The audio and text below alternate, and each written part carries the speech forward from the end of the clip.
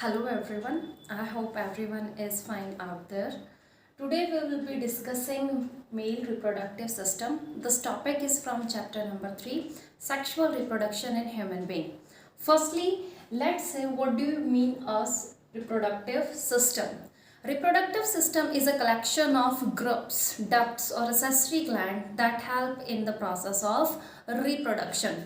Here we are going to talk about these organs in reference of male. So our topic is male reproductive system. Firstly, let's enlist all the things we are going to study under this topic. Male reproductive system किन किन चीज़ों से बनके मिला है. So first of all we will be talking about primary sex organs. The primary thing is a pair of testes. Next thing is the accessory ducts. Accessory ducts are helpful to transfer the sperms from the testes to the penis. So accessory ducts. After that we are having these things are known as secondary sex organs, accessory duct along with accessory glands. Glands हमें क्यों required है reproductive system में, वो हम one by one देखेंगे. Basically we are having 3 accessory glands in male reproductive system: the seminal vesicle, prostate gland, and the last one is bulbourethral. And next thing is external genitalia. This external genitalia help in the insemination to transfer the sperms, or you can say to transfer the male gametes into the female reproductive system. So here we are having lots of variation in the male reproductive system, variation in terms of ducts and in terms of gland. Duct भी हमारे पास बच्चे 3 type की आएंगे and same the thing is there in the glands. So this pair of testes is known as primary sex organ just because these are the factory for the production of sperms. तो हमारे sperms कहाँ पे produce होते हैं? Testis में, इसलिए इनको बोला जाता है primary sex organs. Duct gland help करते हैं उनके ट्रांसफर में, नरिशमेंट में. So these 2 things are known as secondary sex organs and this external genitalia जिसको हम बोलते हैं penis for the transfer of gametes. सबसे पहले हम टेस्टिस स्टार्ट करते हैं कि टेस्टिस लोकेटेड कहाँ होती है, क्या उनके फंक्शन होते हैं. So these testes are present inside a sac-like structure known as scrotum. The scrotum is detached from the main body. ये जो pouch-like structure है, look at here. I'm going to make this thing. Pouch like जो structure है main abdomen से boys में disconnected होता है. This is the place where the testis are going to be placed. So pair of testis मैंने लिखा था, 2 testis हमने बना दी हैं. This pouch like thing is known as scrotum. बीच में एक सेप्टम के द्वारा इन दोनों कंपार्टमेंट्स को हम अलग अलग कर देते हैं. So 1 testis in each of the compound is there. Testis अपनी जगह से हिले ना, इसके लिए यहाँ पे स्ट्रॉन्ग कनेक्टिव टिश्यूज होते हैं and these tissues are known as gubernaculum.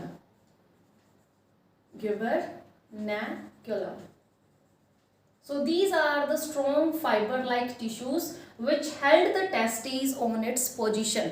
अगर हम इसके लेंथ के बारे में बात करते हैं 4 to 5 सेंटीमीटर टेस्टिस की लेंथ होती है एंड 5 to 6 मीटर इनका डायमीटर होता है, दैट इज द विड्थ. अब ये स्कॉटम में जो मेन एब्डोमेन बॉडी से नीचे हैंग करता है वहाँ पे क्यों है? अगर देखा जाए तो टेस्टिस हमारे पास बच्चे इतनी बड़ी नहीं है कि इनको हम एब्डोमेन में कोई प्लेस नहीं दे पाते थे. So why these are hanging inside this scrotum? The reason is for the production of sperm, spermatogenesis करने के लिए वी नीड लोअर टेम्परेचर. हमारा जो एवरेज बॉडी टेम्परेचर होता है वो 37 डिग्री सेल्सियस होता है. Focus on the unit, I have written in degree Celsius not in Fahrenheit. तो स्पर्म प्रोडक्शन के लिए जो टेस्टिस को टेम्परेचर चाहिए होता है वो होता है 2 to 2.5 degree 7 less than the 37 degree Celsius. यानी टेस्टिस में टेम्परेचर होना चाहिए 35 या 35.7। अब यहाँ पे ये जो टेम्परेचर कम रखने का जो इम्पॉर्टेंट प्रोसेस है, इसको मेंटेन करने के लिए जो testes are being located inside the pouch, और इसलिए मेन बॉडी से अटैच रखा गया है। So this is all about the scrotum. दूसरा आप ध्यान देंगे तो एक स्कॉटम थोड़ा नीचे की तरफ है and the second scrotum is towards the upper side. ये इनकी नेचुरल कंडीशन होती है। अगर कोई प्रेशर स्कॉटम पे पड़ता है, टेस्टीज आपस में प्रेशराइज ना हो जाए, इसलिए इनकी जो हाइट है वो एक की लिटिल बिट डाउन होती है और थोड़ी की एक थोड़ा सा जो आपका फर्स्ट कंपार्टमेंट है उससे ऊपर होती है। सो स्कॉटम में हमारी टेस्टीज है, इनसाइड द टेस्टीज। अब मैं टेस्टीज का यहाँ पे आपको डायग्राम बना के दिखाती हूँ तो टेस्टीज में ट्रांसफर सेक्शन कैसे होता है। So testes are oval shaped and this layer, the outer layer is known as vaginalus, और जो अंदर की हमारी लेयर होती है उसको हम बोलते हैं albuminous। अब ये जो हमारी अंदर की लेयर है वो इतनी स्मूथ नहीं होती है, दिस इज vaginalus, और जो अंदर हमारी लेयर होती है this is albuginia, G-I-N-E-A. These are the two protective layer. Tunica. Tunica word is common in both of the things. Tunica vaginalis और दूसरी क्या है, Tunica albuginea। अब यहाँ पे ये albuginea जो अंदर की साइड है, ये बच्चे हमारी पहली प्रोटेक्टिंग लेयर है। इसके बाद हमारी कैविटी है, जिस कैविटी में एक फ्लूइड लाइक या विस्ट्रल फ्लूइड लाइक का एक लिक्विड जो है फिल रहता है टेस्टीज को प्रोटेक्शन देने के लिए। अब ये एल्ब्यूजिनिया हमारी सॉफ्ट ना होके बीच बीच में से ये अंदर की तरफ फोल्डेड है, यानी transversely it is going to make the different compartments like this. इन कंपार्टमेंट्स को हम बोलते हैं टेस्टिकुलर लोब्यूल्स। हर एक टेस्टी में ऐसे 200 से 300 कंपार्टमेंट हमें देखने को मिलते हैं। So what is this? This is the folding of tunica albuginea, जो कि अंदर की तरफ हमारी लेयर सॉफ्ट ना होकर अंदर की तरफ फोल्डिंग्स बना लेती है, और इस फोल्डिंग के बीच में हमारे सेमनीफेरस ट्यूब्यूल्स होते हैं। तो 2 से 3 सेमनीफेरस ट्यूब्यूल्स हर एक कंपार्टमेंट के बीच में होते हैं, जो बाहर की तरफ यहाँ पे आके ओपन अप हो जाते हैं। So I am making it highly coiled. हम टेस्टिकुलर लोब्यूल्स को थोड़ा डार्क कर देते हैं पार्टीशन के लिए, ताकि बीच में पता चल जाए। So this dark thing is septum, compartments बनाए हुए हैं हमारी albuginia. So something like this structure we are going to obtain when we are going to see the longitudinal section of the testes. अब ये जो हमारे lobules निकल के seminiferous tubules में से आ रहे हैं, these are going to meet with each other inside the compartment, और यहाँ पे ये जो ट्यूब्यूल्स बनते हैं सेमनीफेरस ट्यूब्यूल्स के, इसको हम बोलते हैं रेटे टेस्टीज। सेमनीफेरस ट्यूब्यूल्स, ये जो हाईली कॉइल्ड स्ट्रक्चर है, इनको हम क्या बोल रहे हैं? Seminiferous tubules. सेमनीफेरस ट्यूब्यूल से 2 से 3 होते हैं हर एक कंपार्टमेंट के बीच में। कंपार्टमेंट के सेप्टम को हम बोलते हैं टेस्टिकुलर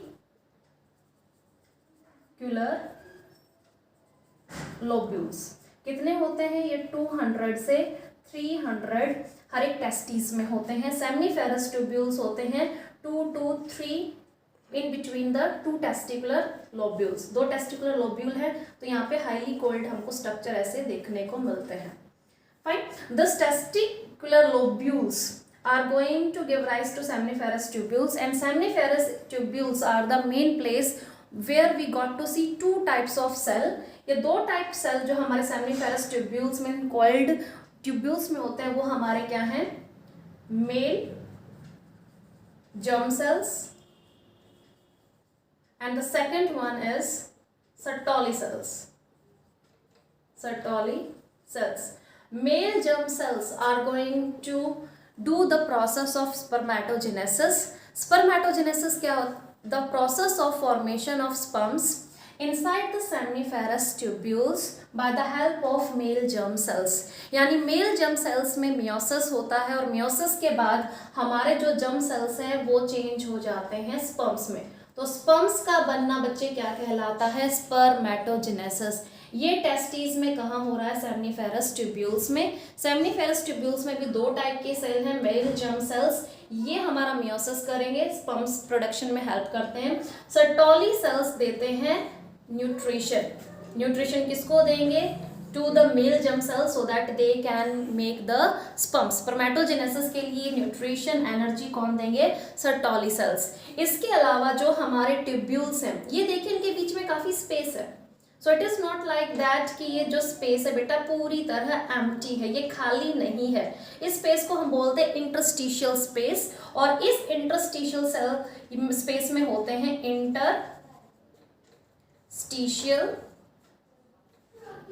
सेल्स। इंटरस्टिशियल सेल्स को हम लेडिक सेल्स भी बोलते हैं, Leydig cells, and these cells are going to produce androgen. These androgen and testosterone, androgen और जो हमारा सेक्स हॉर्मोन्स है दैट इज टेस्टोस्टेरोन, ये स्पर्म प्रोडक्शन में हेल्प करते हैं।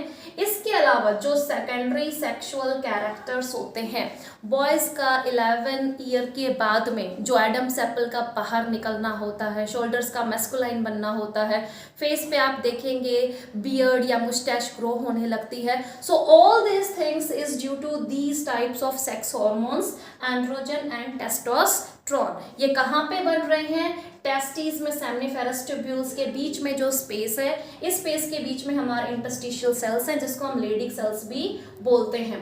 So we have done the function of male germ cells, Sertoli cells and the Leydig cells. Next thing, this ratty testis is going to collect all the sperms which are formed by the male germ cells. Ratty testis इनका करती क्या है? यहाँ से फिर से duct निकलती हैं ऊपर की तरफ। इन डक्ट्स को हम बोलते हैं वास एफ्रेंशिया, वास एफ्रेंशिया। वास एफ्रेंशिया इनको जो ये स्पर्म्स रेटी टेस्टिस से इन्होंने कलेक्ट किए हैं, एक हाईली कोल्ड स्ट्रक्चर को डिलीवर कर देती हैं, and this highly coiled structure is known as epididymis. Epididymis हमें लेटरल साइड से या फिर हम बोले सामने की तरफ से कभी नहीं दिखता है, क्योंकि this epididymis is just exactly behind the testis. आप एक बार ये देखने की कोशिश कीजिए, अगर हम सामने से टेस्टिस को देख पा रहे हैं तो जो एपिडिडाइमस है वो टेस्टिस के ठीक पीछे है, तो यहाँ से हम इसको सामने से नहीं देख पाएंगे। लेटरल व्यू में ये चीज़ ऐसे दिखती है। तो मैंने यहाँ पे इसका लेटरल डायग्राम बनाया है, तो यहाँ पे ये एपिडिडाइमस को मैं अब शो कर रही हूँ। स्पर्म सेमनीफेरस ट्यूब्यूल बनने के बाद, रेडी होने के बाद रेडी टेस्टिस को दिए जाते हैं। रेडी टेस्टिस इनको वास एफ्रेंशिया को देती हैं, वास एफ्रेंशिया इनको एपिडिडाइमस को दे देते हैं। एपिडिडाइमस में ये 18 से 20 घंटे तक स्टोर होते हैं, और यहाँ पे स्पर्म पहली बार अपनी मोटिलिटी को गेन करते हैं, यानी यहाँ पे जो उनकी टेल थी वो एक्टिव होने लगती है। अभी तक टेल थी बेटा उनके पास, लेकिन वो लोकोमोशन नहीं कर सकते थे, तो एपिडिडाइमस उनको स्टोर करता है, मैच्योर करता है, मोटिलिटी उनको प्रोवाइड कर देता है। एपिडिडाइमस में से फिर एक हमारी डक्ट निकलती है ऊपर की तरफ जाने के लिए, इस डक्ट को हम बोलते हैं वास deferens, and this is the duct which is going to finally take the sperm from the testes. Epididymis को हम 3 पार्ट में डिवाइड करके देखते हैं। ऊपर वाला हिस्सा होता है हेड, बीच में इसकी बॉडी होती है, and this last part is known as cauda epididymis, or you can say tail. So these are the important duct जो मैंने सेकेंड नंबर पे लिखा है, accessory duct. So accessory duct हमारे पास कौन कौन सी हो गई? रेटी टेस्टिस नंबर 1, रेटी टेस्टिस ने स्पर्म्स किसको दिए? वास एफ्रेंशिया को। नंबर 2, वास एफ्रेंशिया ने किसको दिए? Epididymis, epididymis will be number 3, and number 4 is vas deferens. So vas deferens जो है स्पर्म्स को लेके अब ऊपर की तरफ जाने लगता है। ऊपर की तरफ जाने का ये मतलब है जो स्कॉटम था, स्कॉटम में टेस्टिस थी, टेस्टिस में मैंने अभी आपको पता ये सारा प्रोडक्शन चल रहा है, एक बार इसमें से वास डेफरेंस निकल के और डायरेक्टली पीनस में ना आके ऐसे बेटा ऊपर की तरफ डिसेंड हो जाता है, यानी ये फिर से हमारे एब्डोमेन में जा रहा है। एब्डोमेन में ये क्यों जाता है, क्यों इसको वापस ऊपर की तरफ जाने की रिक्वायरमेंट है, that we are going to see in another video. Thank you everyone.